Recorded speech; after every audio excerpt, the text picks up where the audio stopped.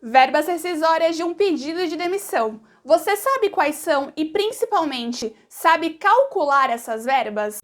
Meu nome é Karina, eu sou advogada trabalhista. Seja bem-vindo ao meu canal. Peço que se inscreva e ative o sininho para as notificações e me siga lá no Instagram que eu tô sempre dando algumas dicas por lá.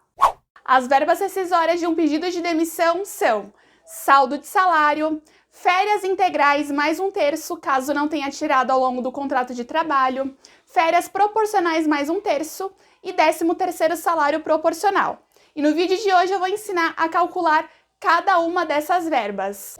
Para fazer isso, a gente vai calcular as verbas rescisórias do personagem João Pereira da Silva, que foi admitido no dia 3 de novembro de 2019, pediu demissão no dia 19/8 de 2021 e cumpriu o aviso prévio até o dia 17/9 de 2021.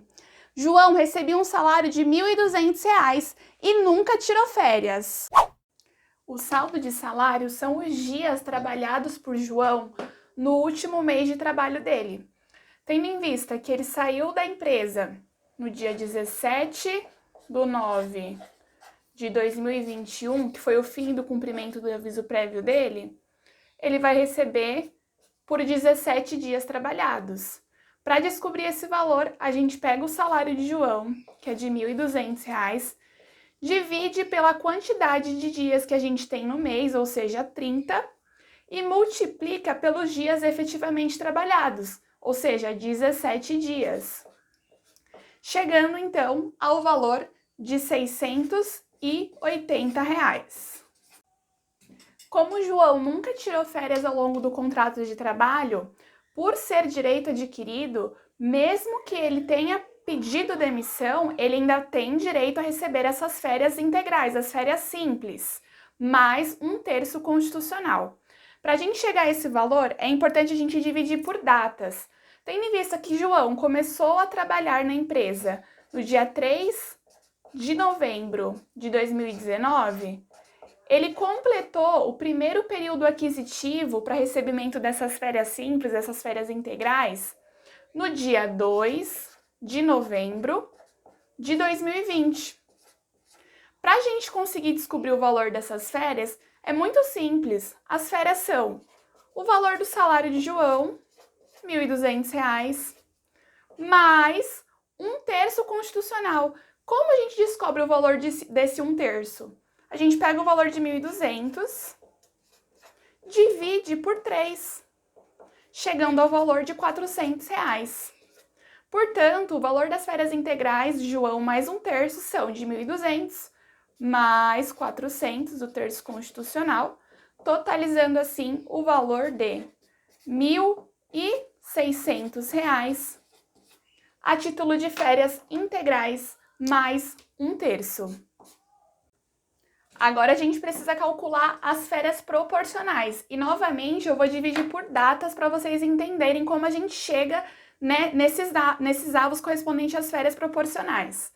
Vamos lá. Admissão, dia 3 de novembro de 2019. Primeiro período aquisitivo, dia 2 de novembro de 2020, que são as férias simples que a gente acabou de calcular. Agora a gente precisa descobrir qual o valor das férias proporcionais, qual o período das férias proporcionais. A gente considera que o segundo período aquisitivo dele começou no dia 3 de novembro de 2020. Mas ele não conseguiu chegar até o dia 2 de novembro de 2021 para concluir esse período aquisitivo. Ele saiu da empresa, o último dia de trabalho dele foi no dia 17/9 de 2021. Então, a gente precisa calcular a proporcionalidade dessas datas. Como ele começou a trabalhar no dia 3 de novembro, o mês de novembro também entra no cálculo desses avos para fins de contagem das férias proporcionais. Então, a gente vai contar novembro, dezembro, janeiro, fevereiro, março, abril, maio, junho, julho, agosto e setembro. Setembro também vai entrar nessa contagem porque ele trabalhou mais de 15 dias em setembro. Por isso que o mês de novembro entra, porque se ele entrou no dia 3 de novembro na empresa, com certeza ele trabalhou mais de 15 dias nesse mês. E em setembro a mesma coisa, ele trabalhou 17 dias. Portanto, tanto o mês de novembro como o mês de setembro entram nessa contagem. Ao todo, como a gente acabou de contar, 11 dozeavos. Agora a gente precisa descobrir como a gente chega nesse valor. A gente pega o valor do salário de João, que é de R$ 1.200, divide por 12, que é a quantidade de meses que a gente tem no ano, e multiplica por 11, que é a quantidade de meses que o João tem direito. Vou até anotar aqui para ficar mais claro. 11 dozeavos. 1.200 dividido por 12, quanto dá? R$100 por mês. Vezes 11, que é a quantidade de meses que ele efetivamente trabalhou, a gente chega a um valor de R$1.100. Agora a gente precisa descobrir, esse é o valor das férias proporcionais de João. Agora a gente precisa descobrir o valor de 1/3 constitucional. É muito simples, a gente pega esse valor de R$1.100 e divide por 3, chegando a um valor de 366,666666, mas a gente vai considerar só esse valor. Então, o valor das férias proporcionais de João são esse valor, 1.100, mais o terço constitucional de 366,66, totalizando, então, o valor de 1.466,66 a título de férias proporcionais mais 1/3. O 13º salário proporcional também é bem simples. A gente tem que considerar, para contar o 13º salário, os meses que ele efetivamente trabalhou naquele ano, até a data do último dia de trabalho dele. Como o último dia de trabalho dele, novamente, foi dia 17/9/2021, e ele trabalhou no mês de setembro mais de 15 dias, certo? Esse mês entra nessa contagem. Então, ele trabalhou no ano de 2021 durante 9 meses. Portanto, ele faz jus ao recebimento de um 13º salário proporcional de 9 dozeavos. Como a gente descobre isso? De novo, R$1.200 dividido por 12, que é a quantidade de meses que a gente tem no ano, multiplicado por 9, que é a quantidade de meses que ele efetivamente trabalhou, chegando, então, a um valor de R$900. 1.200 dividido por 12, quanto dá? R$100. R$100 vezes 9, R$900. Esse é o valor do 13º salário proporcional de João. Agora vamos preencher a ficha de João com todos os valores que a gente acabou de calcular. Saldo de salário, R$680. Vamos colocar aqui, R$680. Férias integrais, mais 1/3, R$1.600. Vamos colocar aqui, R$1.600.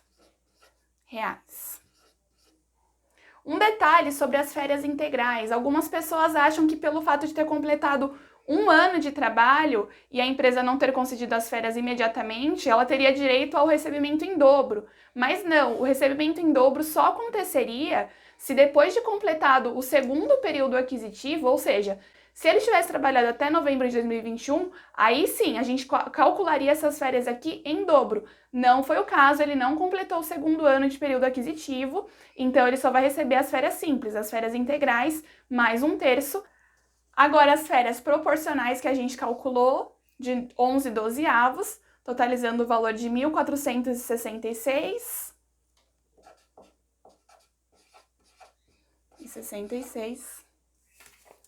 E, por fim, o 13º salário proporcional de 9 dozeavos, no valor de R$900.